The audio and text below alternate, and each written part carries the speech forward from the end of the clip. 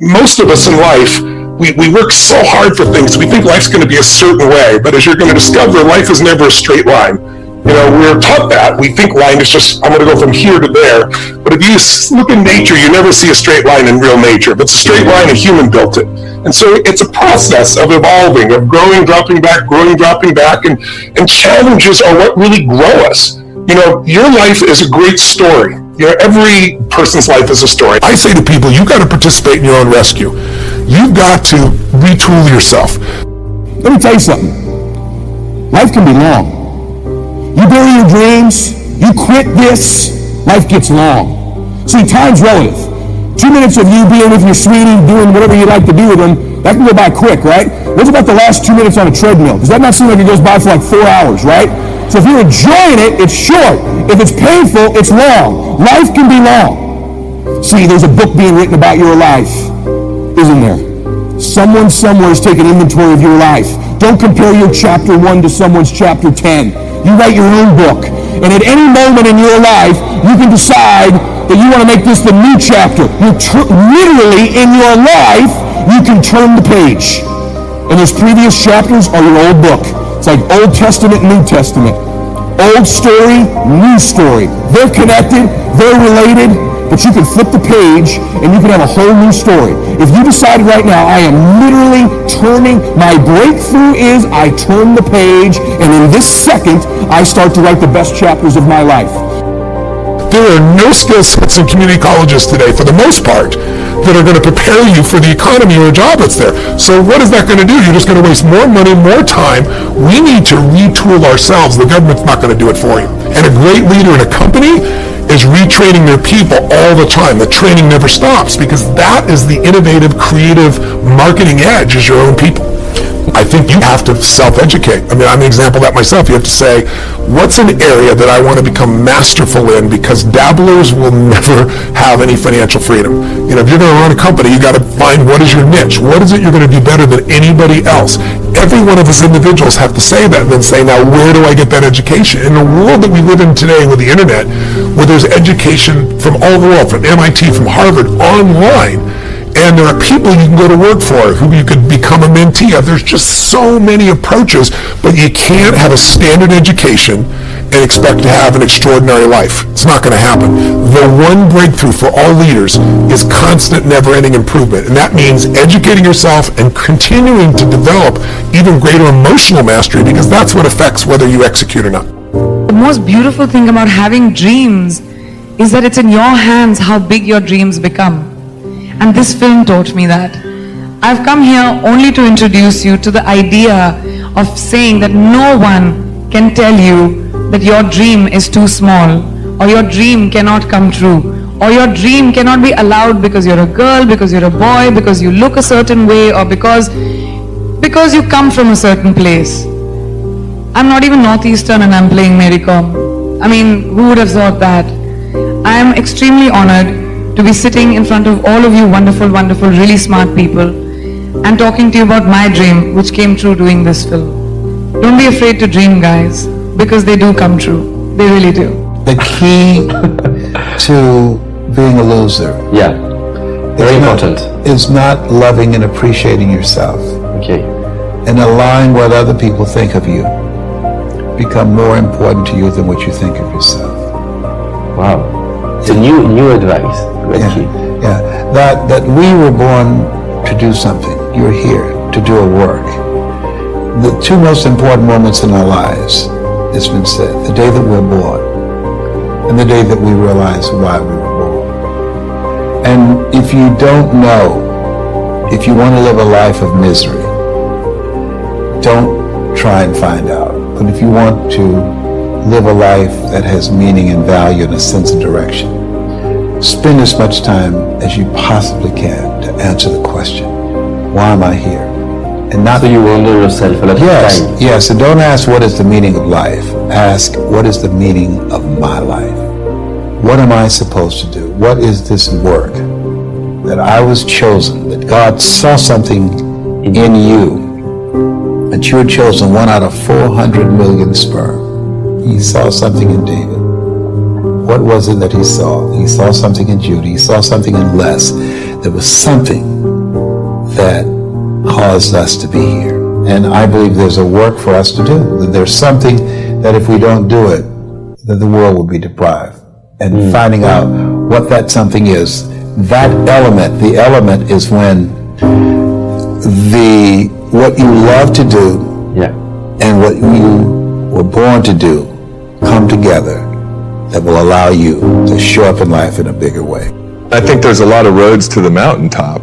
I have the perspective that I have because that was my journey, and I had to start figuring out how to walk in the darkness, because that's kind of what it's like. What darkness? What do you mean? Like, meaning when you're caught in this psychocybernetic loop. Can you define psychocybernetics? Yeah, so it's this idea that what you believe will dictate your thoughts on a moment-by-moment basis. So if you believe that, money's hard to make, as a simple example, you're not going to have ideas or thoughts around money that would be lending to making it easily, right?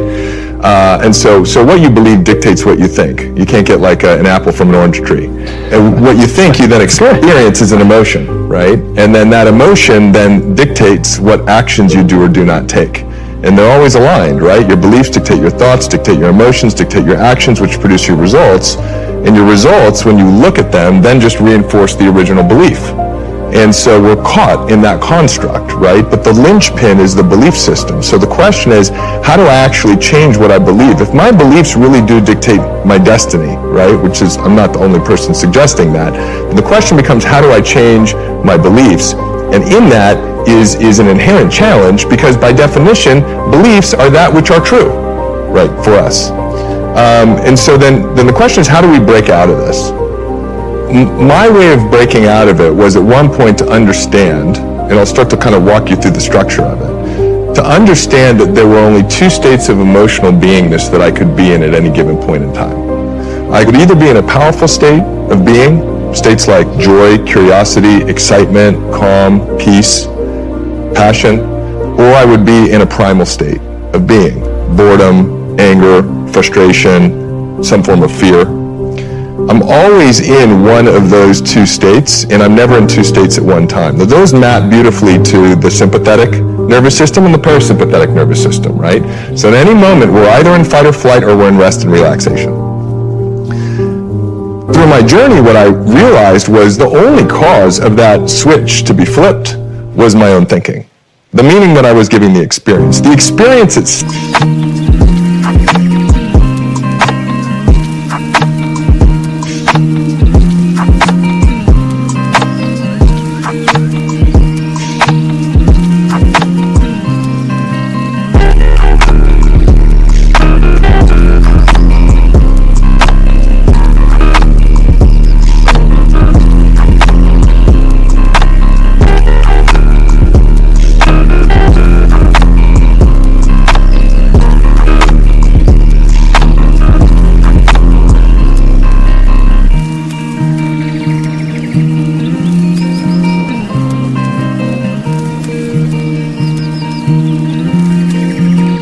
Wasn't dictating whether I was in a primal state or a powerful state, whether I was in sympathetic fight or flight or parasympathetic rest and restoration or relaxation. It was the meaning I was giving the experience. And so that meant that all of my personal suffering was within my own control.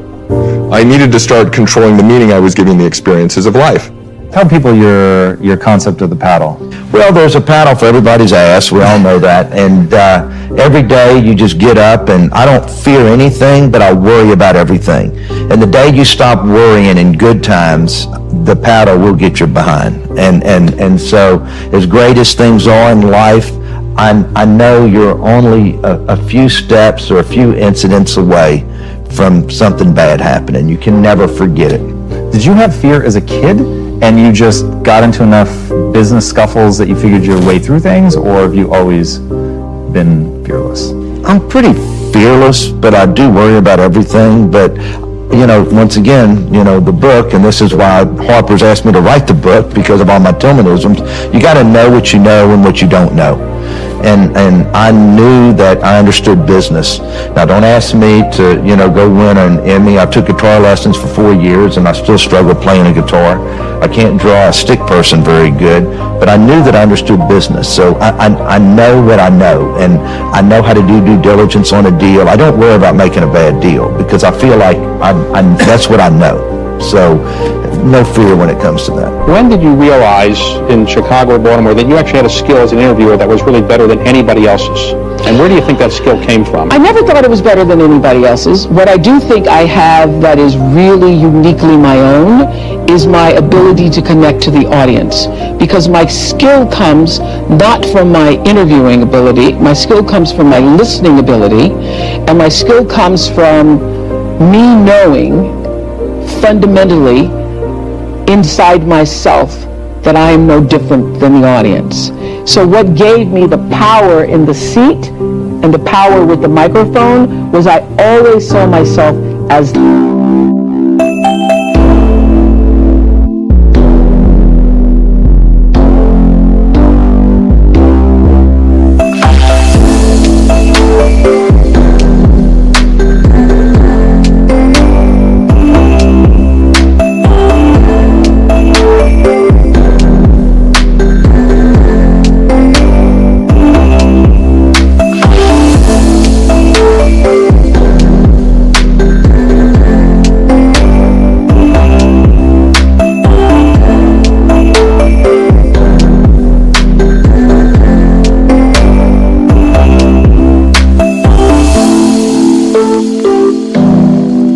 surrogate for the audience.